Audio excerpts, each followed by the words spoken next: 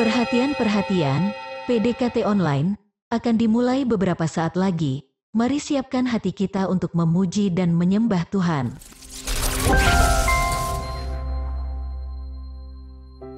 Shalom, Sobat DCM Ministry yang dikasihi Tuhan Yesus. Puji syukur kita bisa kembali berjumpa dalam PDKT Online hari ini dengan kondisi yang baik tanpa kekurangan sesuatu apapun. Pada sharing minggu yang lalu, kita sudah membahas bahwa Tuhan Yesus sungguh rindu untuk memulihkan setiap kita. Asal kita bertobat dulu dengan sungguh-sungguh dan memperbaiki setiap tingkah langkah dan perbuatan kita yang salah di masa lalu. Tidak hanya berhenti pada pengakuan, tapi mesti juga dilanjutkan dengan perbuatan, sebab iman tanpa perbuatan adalah mati. Sebab itu, sharing kali ini saya rindu kembali mengajak kita semua membulatkan tekad untuk berubah. Sedikit demi sedikit, tiap hari tiap sifat menjadi lebih serupa seperti Kristus dengan sebuah keberanian percaya bahwa Tuhan itu sanggup mengubahkan. Bukan hanya keadaan kita saja, tetapi juga sifat dasar kita jikalau itu diperlukan. Namun sebelum kita masuk lebih dalam lagi untuk membahas sharing firman Tuhan pada hari ini, mari kita terlebih dahulu bersatu di dalam doa. Tuhan Yesus yang baik, kami hendak mengucap syukur buat kebaikan dan kasih setiamu bagi kami sampai dengan hari ini. Kalau kami ada sebagaimana kami ada, itu semuanya karena kasih karunia Tuhan. Sebentar kami akan sama-sama kembali mendengarkan suaramu. Berbicaralah melalui hamba-mu, urapilah setiap kami yang mendengar. Sembunyikan hamba di balik salib-mu. Dalam nama Tuhan Yesus, mari kita yang percaya dan berdoa bersama kita katakan, Amin. Shalom, menyapa kembali Bapak Ibu, Saudara-saudariku, Sobat DCM Ministry dimanapun berada. Sharing hari ini saya beri judul, Bagaimana Langkah untuk bisa menjadi lebih serupa seperti Kristus. Mari kita langsung buka Alkitab kita dari kitab Ibrani pasal yang ke-12 ayat pertama sampai 11 dengan judul perikop di Alkitab kita yaitu Nasihat supaya bertekun dalam iman. Mari kita baca bersama dimulai dari ayatnya yang pertama, demikian firman Tuhan. Karena kita mempunyai banyak saksi bagaikan awan yang mengelilingi kita, marilah kita menanggalkan semua beban dan dosa yang begitu merintangi kita dan berlomba dengan tekun dalam perlombaan yang diwajibkan bagi kita. Di dalam 2 Timotius 4, Paulus mengatakan bahwa hidup yang kita jalani hari-hari ini juga merupakan sebuah perlombaan, atau lebih tepatnya merupakan pertandingan iman. Tentu ada kesamaan dengan pertandingan olahraga yang biasa kita saksikan, di mana setiap pesertanya itu harus bertanding sesuai dengan aturan-aturan yang sudah ditetapkan dan menyelesaikannya dengan baik sampai mencapai garis finish. Namun perbedaannya, di dalam pertandingan iman, kita bukanlah bertanding melawan satu dengan yang lainnya. Tetapi yang terutama itu adalah kita bertanding melawan diri kita sendiri. Dan garis finishnya itu ialah kematian, dan hanya Tuhanlah yang tahu kapan dan berapa jauh lagi jarak menuju garis finish tersebut. Sebab hidup yang kita jalani hari-hari ini adalah sebuah perlombaan, maka marilah kita berlomba dengan tekun untuk menjadi lebih serupa seperti Kristus dari hari ke hari. Dalam ayat yang pertama tadi kita baca dikatakan, karena kita mempunyai banyak saksi, jadi, selama kita masih bisa memilih, maka pilihlah siapa yang kita lihat atau siapa yang hendak kita contoh ataupun teladani. Fokuslah kepada hal-hal yang positif dan bukan pada hal-hal yang negatif. Sebagai contoh, jikalau kita melihat ada salah seorang Kristen atau bahkan hamba Tuhan yang jatuh di dalam dosa, lantas sebagian dari kita langsung kecewa dan berkata, dia kan orang Kristen. Kok begitu ya kelakuannya? Baru satu saja yang jatuh, langsung hamirlah seluruh adonan. Kita jadi trauma sama semua anak Tuhan. Padahal, anak Tuhan yang berbuah-buah lebat di dalam Roh Kudus dan kebenaran juga masih sangat banyak dan tidaklah kurang-kurang. Karena kita mempunyai banyak saksi, jadi kalau ada dari antara kita yang nanti jadi orang yang negatif, itu jelaslah bukan salahnya Tuhan atau salah orang lain, tetapi itu salah diri kita sendiri. Sebab itu janganlah terus-menerus menghitung kurangnya apa atau kurangnya di mana. Tetapi hitunglah berkatmu satu persatu, sekalipun itu lebih sedikit jika dibandingkan dengan apa yang dimiliki oleh orang lain ataupun tetanggamu. Ingatlah selalu mujizat 5 roti dan 2 ikan yang ada di tangan Yesus. Itu bisa memberi makan 5.000 orang ketika disampaikan dengan terlebih dahulu mengucap syukur kepada Bapa. Lalu masih di ayat ini kemudian dikatakan, karena kita mempunyai banyak saksi, marilah kita menanggalkan semua beban dan dosa yang begitu merintangi kita. Ada beban dan ada juga dosa. Dua-duanya perlu untuk kita tanggalkan.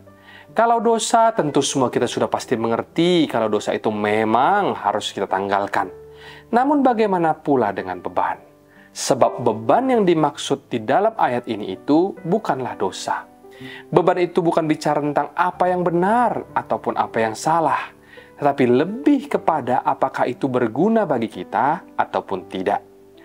Ada sebuah ayat firman Tuhan dalam 1 Korintus 6 ayat 12a yang berkata, segala sesuatu halal bagiku, tetapi bukan semuanya berguna.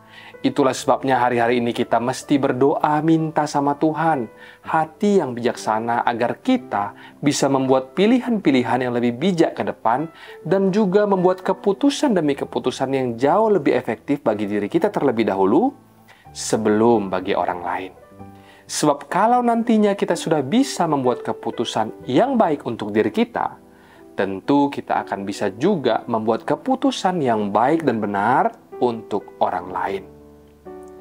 Untuk bisa memberikan gambaran kepada kita kira-kira beban itu seperti apa, misalkan kalau dulu kita terlalu banyak meluangkan waktu untuk memikirkan apa yang orang lain katakan tentang kita, apalagi kalau itu hal-hal yang negatif, maka ke depan ini janganlah kita menjadi orang yang terlalu mendengarkan apa kata orang tersebut. Janganlah kita mau untuk dibodoh-bodohi lagi, karena ujung semuanya itu akan sia-sia. Apakah orang lain mau bicara lurus atau mau bicara miring tentang kita, asal hidup kita benar, toh semuanya itu tidak menambah sehasta pun daripada hidup kita. Jadi kalau selama ini perkataan orang lain itulah yang menjadi beban kita, maka marilah kita belajar ke depan untuk memilih dengan bijaksana apa yang menjadi beban dalam hidup kita dan tekunlah di dalam perlombaan ataupun pergumulan yang diwajibkan bagi kita seperti yang ayat 1 ini tadi katakan. Jangan jadi orang yang anti terhadap masalah ataupun problema. Sebab kita tahu bahwa bukan kitalah yang jadi masalahnya. Sebab sebenarnya kita semua itu memang ditakdirkan untuk mengalami masalah ataupun problema tertentu. Tetapi itu juga bukan berarti bahwa Tuhanlah yang memberikan kita problema, bukan. Tetapi Tuhan mengizinkan itu semua untuk kita bisa mengalami yang namanya ujian iman. Tahukah Anda bahwa setiap kita itu punya jalan salib sendiri-sendiri? Sebab itu saat kita mengalami sebuah masalah atau tekanan, lalu setelah kita introspeksi diri kita dan evaluasi bukanlah kita yang menjadi penyebab daripada masalah itu, marilah kita menggandeng Tuhan Yesus dan hadapilah masalah tersebut dengan tidak mengeluh. Sebab kalau sebuah masalah itu diizinkan oleh Tuhan terjadi di dalam hidup kita, maka percayalah bahwa masalah itu adalah bagian daripada perlombaan iman kita. Sebab itu mari katakan pada diri kita sendiri, bersama dengan Yesus, saya pasti menang. Lalu kemudian di ayat kedua dikatakan, marilah kita melakukannya dengan mata yang tertuju kepada Yesus, yang memimpin kita di dalam iman dan yang membawa iman kita itu kepada kesempurnaan, yang dengan mengabaikan kehinaan, tekun memikul salib, ganti sukacita yang disediakan bagi Dia, yang sekarang duduk di sebelah kanan tahta Allah. Di ayat 1 sebelum yang tadi sudah disinggung bahwa mata itu memang melihat kepada banyak saksi. Jadi kalau kita itu mau melihat patron yang benar, maka carilah itu pada orang yang benar juga. Jangan mendengarkan nasihat-nasihat dari orang fasik dan jangan juga duduk dalam kumpulan pencemooh seperti apa yang Mazmur 1 katakan. Tetapi di ayat 2 ini lebih ditekankan lagi agar supaya mata kita itu janganlah tertuju kepada manusia, tetapi tertuju kepada yang berdiri dan bertahta di atas awan, yaitu Anak Allah, Yesus Kristus. Terkadang cerita kegagalan maupun kesuksesan hidup seorang itu bisa menjadi inspirasi dan pelajaran buat kita. Tetapi melalui ayat ini kita diajak dan diingatkan bahwa otoritas tertinggi di dalam kehidupan kita ialah Tuhan dan firman-Nya. Sebab itu jangan kita lupa untuk terus merenungkan firman Tuhan itu siang dan malam. Karena di dalam Alkitab niscaya kita akan menemukan Yesus yang akan memimpin setiap kita di dalam iman. Bukan hanya memimpin saja, tetapi dialah juga yang akan membawa iman kita kepada kesempurnaan. Setiap kali jika kita diperhadapkan dengan sebuah keadaan, mulailah dengan sebuah pertanyaan. Kira-kira Yesus akan lakukan apa ya di saat menghadapi masalah atau keadaan seperti yang saya hadapi sekarang ini? Memang tidak tentu selalu aplikatif karena terkadang konteks hidup kita jauh dari cerita Yesus di dalam Alkitab. Tetapi kalau kita melihat karakter Yesus yang tidak pernah membuang-buang waktu, di mana ada waktu bagi dia untuk berdoa, menyampaikan firman, dan melakukan mujizat, dari sini kita bisa belajar bahwa Yesus itu begitu menghargai waktu. Kalau kita sudah bisa melihat Yesus dengan cara yang demikian, maka bagi kita, khususnya anak-anak muda, tidak sedikit juga orang tua yang hari ini punya kebiasaan untuk menghabiskan waktu kita dengan bermain game, misalkan, maka janganlah izinkan hobimu itu menjadi ilahmu. Sebab hari-hari ini tidak sedikit dari antara kita yang seolah-olah tidak lagi punya waktu untuk Tuhan, tidak lagi punya waktu untuk berdoa dan membaca Alkitab, karena terlalu sibuk dengan hobinya masing-masing. Dalam keadaan apapun, apalagi jika keadaan itu sulit, dan kita sama sekali tidak mengerti harus bagaimana lagi, maka belajarlah untuk bertanya dengan pertanyaan tadi. Kira-kira Yesus akan lakukan apa ya dalam situasi saya? Sekalipun kita nggak bisa menjiplak apple to apple, tapi kita bisa belajar sesuatu dari karakternya. Disitulah nanti awal mula dari perubahan hidup kita akan terjadi. Hidup yang berporos kepada Yesus Kristus niscaya pastilah akan membawa perubahan hidup kita perlahan-lahan menjadi semakin serupa seperti Dia. Lalu di ayat yang berikutnya, di ayat yang ketiga dikatakan, ingatlah selalu akan Dia, yang tekun menanggung bantahan yang sehebat itu terhadap dirinya dari pihak orang-orang berdosa, supaya jangan kamu menjadi lemah dan putus asa. Ayat ini menyuruh kita untuk mengingat Yesus, supaya hati kita itu senantiasa tabah. Melalui peristiwa penyalipannya kita bisa melihat bahwa Yesus dengan tekun menanggung bantahan yang sehebat itu atau sekejam itu terhadap dirinya dari pihak-pihak orang berdosa. Dia yang kuat rela menjadi lemah, bahkan melemahkan dirinya hingga mati disalibkan di tangan manusia supaya setiap kita yang lemah menjadi kuat. Memang kita semua adalah manusia yang lemah dan Dia kuat. Tetapi di dalam kelemahan kita, Dia menjadi kuat dan setelah itu kita juga ikut menjadi kuat gara-gara Dia. Jadi kalau ada dari antara kita yang hatinya terlalu lembek, dikit-dikit takut, atau dikit-dikit tidak percaya, ragu-ragu, atau gampang menyerah ketika ada masalah, berdoalah minta kepada Tuhan, seperti para rasul, seperti murid Yesus yang memohon kepada gurunya, Tuhan, tambahkanlah iman kami. Mintalah sama Tuhan untuk memberikan kepada kita mental seperti baja. Tetapi sebaliknya, jikalau ada yang merasakan hatinya terlalu keras, maka mintalah kepada Tuhan untuk melembutkan hatimu. Lihat nanti, kalau Yesus bersama dengan kita, maka tidak ada senjata apapun yang ditempa melawan kita akan berhasil. Malah semua persoalan yang menerpa kita itu nantinya akan menjadi solusi bagi orang lain. Semuanya itu akan membuat kita bukan hanya jadi jauh lebih pintar dan bijaksana, tetapi menjadi kesaksian iman buat sesama kita. Lalu kemudian di ayat 4 dikatakan, dalam pergumulan kamu melawan dosa, kamu belum sampai mencucurkan darah. Penulis Ibrani menuliskan demikian karena dia sadar bahwa Tuhannya jauh lebih besar daripada masalahnya, sehingga dia suka mengecilkan masalah.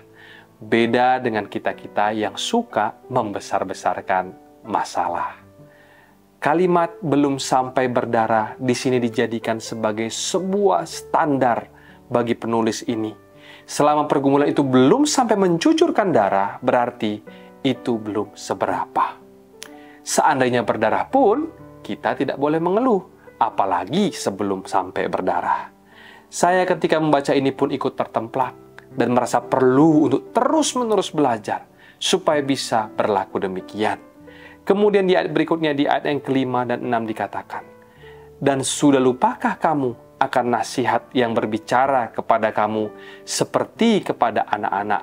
Hai anakku, janganlah anggap enteng didikan Tuhan, dan janganlah putus asa apabila engkau diperingatkannya. Karena Tuhan menghajar orang yang dikasihinya, dan ia menyesah orang yang diakuinya sebagai anak." Melalui ayat ini kita diberitahu bahwa didikan maupun hajaran Tuhan itu terkadang bisa menjadi berupa persoalan ataupun problema. Ada kata ajar di dalam kata hajar, maksudnya Tuhan menghajar kita itu bukanlah dengan memukul kita. Sekalipun persoalan itu bisa juga menjadi seolah-olah pukulan yang diizinkan di dalam kehidupan kita. Tetapi Tuhan menghendaki agar kita itu bisa belajar sesuatu melalui setiap problema yang Tuhan izinkan terjadi. Sebab itu janganlah mengeluh dan takut, sebab Tuhan itu menghajar orang yang dikasihinya. Sangatlah lumrah kalau selama hidup kita ini menghadapi begitu banyak problema. Jangankan anak terang, anak gelap saja pun juga punya yang namanya persoalan. Makanya kita itu jadi orang jangan terlalu lemah, dikit-dikit mengeluh ataupun dikit-dikit berteriak jika mengalami persoalan. Tetapi mari kita minta kepada Tuhan untuk memperkuat hati kita hari ini dan ke depan agar bisa menjadi orang-orang yang lebih tabah di dalam menghadapi persoalan. Sebab di dalam ayatnya yang ke-7 dan 8 ini sudah dikatakan, jika kamu harus menanggung ganjaran, Allah memperlakukan kamu seperti anak. Di manakah terdapat anak yang tidak dihajar oleh ayahnya? Tetapi jikalau kamu bebas dari ganjaran yang harus diderita setiap orang, maka kamu bukanlah anak, tetapi anak-anak gampang. Selama kita adalah anak Tuhan, kita tidak perlu takut bahaya, sebab tongkat dan gada Tuhan itulah yang menghibur kita. Dan selanjutnya di ayat 9 dikatakan, dari ayah kita yang sebenarnya kita beroleh ganjaran, dan mereka kita hormati. Kalau demikian, bukankah kita harus lebih taat kepada Bapa segala roh, supaya kita beroleh hidup?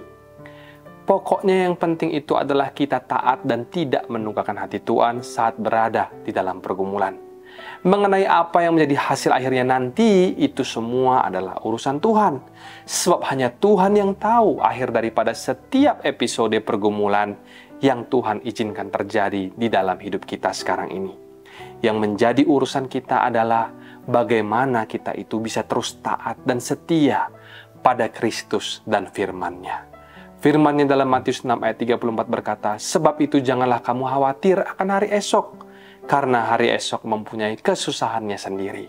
Kesusahan sehari cukuplah untuk sehari. Apapun yang terjadi, yang penting kita selalu ditemukan berada di poros kehendak Allah. Mending kita itu diombang-ambingkan di tengah lautan, asalkan Tuhan yang menyuruhnya, daripada kita berjalan di darat dan merasa aman-aman saja, tetapi tidak ada Tuhan di sana. Kemudian ayat berikutnya ayat 10 dikatakan, sebab mereka mendidik kita dalam waktu yang pendek sesuai dengan apa yang mereka anggap baik. Tetapi Dia menghajar kita untuk kebaikan kita supaya kita beroleh bagian dalam kekudusan-Nya.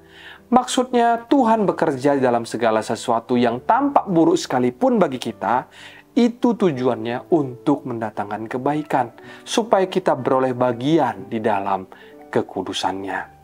Jadi asal Tuhan yang pegang tangan kita, mau kita itu dibawa kemanapun, baik itu ke gunung ataupun melewati lembah sekalipun, ujungnya itu adalah kemenangan dan semuanya pasti akan mendatangkan kebaikan bagi kita. Sebab di ayat 11 dijelaskan sekali lagi bahwa memang tiap-tiap ganjaran pada waktu ia diberikan tidak mendatangkan sukacita tetapi duka cita. Tetapi kemudian ia menghasilkan buah kebenaran yang memberikan damai kepada mereka yang dilatih olehnya. Cepat atau lambat suatu hari kala kita akan menoleh ke belakang. Kita akan paham mengapa Tuhan mengizinkan pergumulan itu terjadi di dalam hidup setiap kita. Sebab setelah melalui itu semua, Tuhan rindu kita untuk berbuah, yaitu berbuah kebenaran yang memberikan damai, yaitu pemakaian Allah yang dahsyat untuk kita, sehingga bisa menjadi berkat dan juga solusi bagi sesama kita yang membutuhkan. 3 poin dari sharing kita hari ini yang berjudul bagaimana langkah untuk bisa menjadi lebih serupa seperti Kristus. Maka poin pertama, tanggalkan semua beban dan dosa yang begitu merintangi kita. Mari kita berdoa minta sama Tuhan hati yang bijaksana, agar kita bisa membuat pilihan-pilihan yang lebih bijak ke depan, dan juga membuat keputusan demi keputusan yang jauh lebih efektif bagi diri kita terlebih dahulu sebelum bagi orang lain.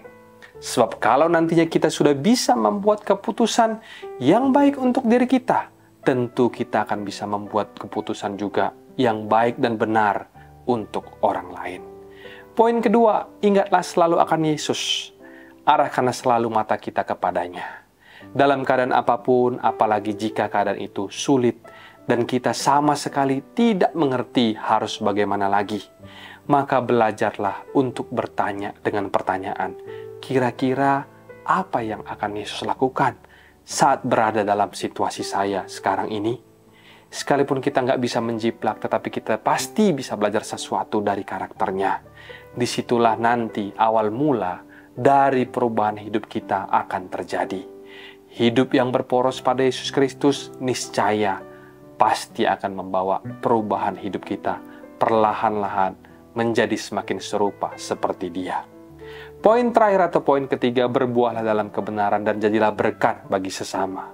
Setelah melalui semua pergumulan yang diizinkan terjadi, Tuhan itu rindu agar kita berbuah kebenaran yang memberikan damai, yaitu pemakaian Allah yang dahsyat bagi kita, sehingga bisa menjadi berkat dan juga solusi bagi sesama kita yang membutuhkan. Pahamilah dengan benar bahwa Tuhan itu membentuk kita lewat tekanan hidup untuk menjadi solusi bagi orang lain, bukan menjadi bagian dalam problema kehidupan mereka. Tuhan sedang merajut hamba-Nya. Demikian sharing hari ini. Saya rindu hari demi hari kita semua bisa menjadi semakin serupa seperti Kristus, dan mari kita bersatu di dalam doa. Tuhan Yesus, terima kasih buat sharing firman yang boleh kami dengar pada hari ini. Berikanlah kami kekuatan ya Tuhan untuk semakin hari semakin menjadi serupa dengan Engkau. Kami yakin percaya bahwa Allah sanggup mengubahkan hidup setiap kami untuk menjadi pribadi lepas pribadi yang semakin hari semakin berkenan kepadamu. Kami berserah kepadamu ya Tuhan, ubahkanlah setiap kami. Kami bawa tekad ini kepadamu, biarlah segenap kehendak dan rencanamu itu boleh digenapi atas hidup setiap kami. Hari ini kami juga mau terus menopang dalam doa semua Sobat DC Ministry di mana berada. Kiranya Tuhan yang senantiasa memberikan mereka kelegaan, kelepasan, serta mujizat bagi setiap orang-orang yang berharap kepadamu. Terima kasih Tuhan, di dalam nama Tuhan Yesus, mari kita yang berdoa dan percaya katakan bersama, Amin. Mari kita buka hati dan angkat tangan kita untuk menerima berkat daripada Tuhan. Terimalah kiranya berkat dari Allah Bapa, cinta kasih Tuhan Yesus Kristus, penyertaan Allah Roh Kudus akan menyertai hidupmu mulai hari ini. Bahkan sampai kali yang kedua Tuhan Yesus datang menjemput kita, namamu tercatat di dalam kitab kehidupan. Dalam nama Tuhan Yesus yang percaya dan diberkati katakan bersama, Amin, amin, amin. Tuhan Yesus memberkati, shalom dan sampai jumpa.